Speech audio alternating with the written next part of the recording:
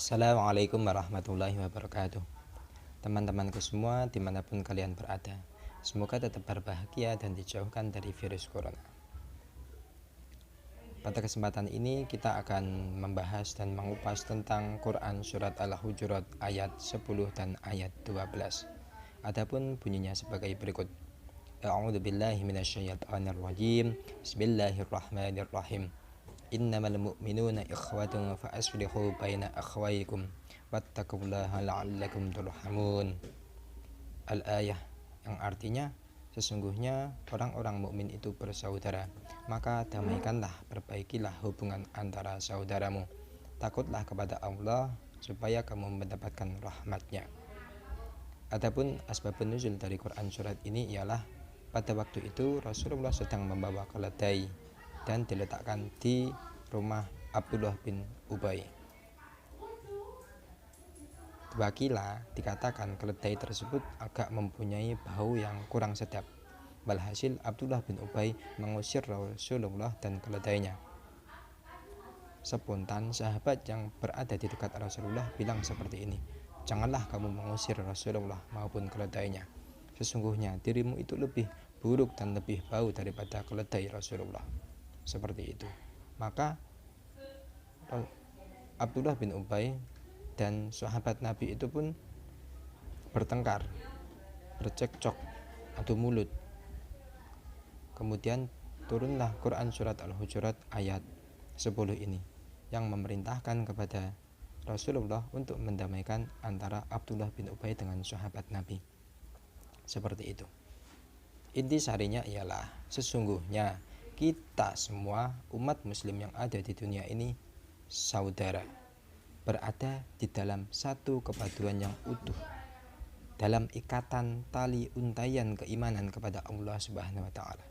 Maka jikalau terjadi perselisihan di antara kita, terjadi kontroversial dan konflik di antara kita, kita harus segera mendamaikannya.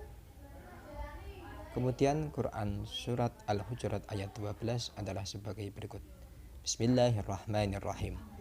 Ya ayyuhalladzina amanu jtanibu katsiran minadh-dhanni inna ba'dadh-dhanni itsam wa la tajassasu wa la yaghtab ba'dukum ba'da ayuhibba ayyakula lahma akhihi maita fakarihtumuh wattaqullaha innallaha tawwabur rahim.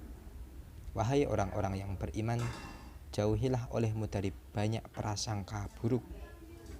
Janganlah kamu mencari-cari kesalahan orang lain, dan janganlah kamu menggunjing orang lain.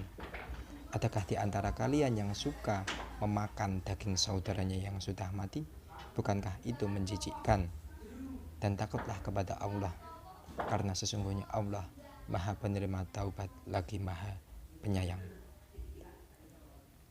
Asbabun nuzul Quran surat Al-Hujurat ayat 12 ini ialah kala itu seorang sahabat bernama Salman Al-Farisi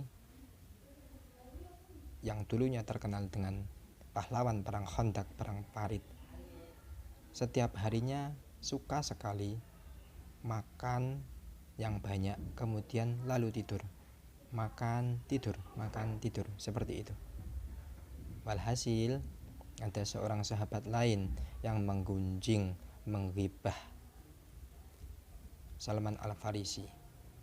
Maka turunlah Quran surat Al-Hujurat ayat 12 ini yang memerintahkan kita untuk tidak menghibah, menjauhi prasangka-prasangka buruk, menjauhi segala suudzon.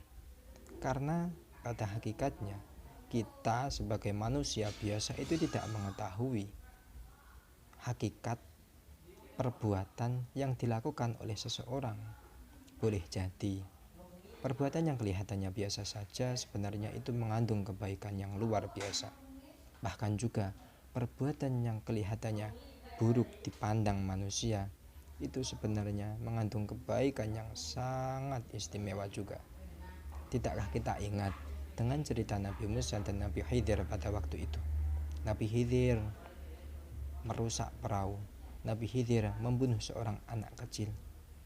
Tetapi di balik itu semua sesungguhnya Nabi Khidir tidak melakukan keburukan, tapi bahkan melakukan kebaikan di masa-masa yang akan datang. Seperti itu. Dari sini mari kita tanamkan, kita berbenah diri, introspeksi kepada diri kita. Sudahkah kita bisa berhusnudzon kepada orang lain, khususnya kepada diri kita sendiri, dan juga yang penting kepada Allah Subhanahu wa Ta'ala? Karena seringkali sesungguhnya yang salah itu bukan perasaan, yang salah itu bukan perbuatan mereka, bukan perilaku teman kita, bukan niat teman kita, tapi adalah hati kita. Kita salah menempatkannya. Sedikit-sedikit kita langsung mengkultuskan ini buruk, itu jelek, itu enggak baik. Nah, oleh karena itu setelah kita mempelajari Quran surat Al-Hujurat ini, kita semakin bisa memperbaiki hubungan antar sesama, yakni hablum minan nas. Nah, terus timbul pertanyaan seperti ini. Lantas bagaimana jikalau orang yang kita suudoni, kita curigai itu benar melakukan suatu keburukan? Nah, maka jawabannya adalah kita tetap berhusnudzon saja. Jangan sekali-kali suudzon. Karena walaupun dia memang melakukan perbuatan buruk, yang penting diri kita sudah berhusnudzon, lantas kita bisa menjaga hati kita. Kita tidak akan rugi sama sekali walaupun prasangka kita meleset, karena hati kita tetap terjaga dari maksiat yang berupa suudzon. Kemudian juga ada ulama yang mengatakan boleh suudzon, asalkan suudzon kepada orang yang fasik. Orang yang fasik itu bagaimana? Orang yang melakukan keburukan dan juga orang yang melakukan kebaikan. Dan biasanya orang-orang seperti ini adalah orang munafik. Hal tersebut sumbernya adalah dari Quran atau tafsir Al-Quranul Karim karya Syekh Jalaluddin Al-Mahali dan Jalaluddin As-Suyuti. Seperti itu kawan-kawanku sekalian, dari penjelasan yang saya paparkan. Jika ada kurang lebihnya, saya mohon maaf yang sebesar-besarnya. Penyempurna materi adalah dari Bapak dosen sendiri. Wallahu muwaffiq ila aqwamit thoriq. Wassalamualaikum warahmatullahi wabarakatuh.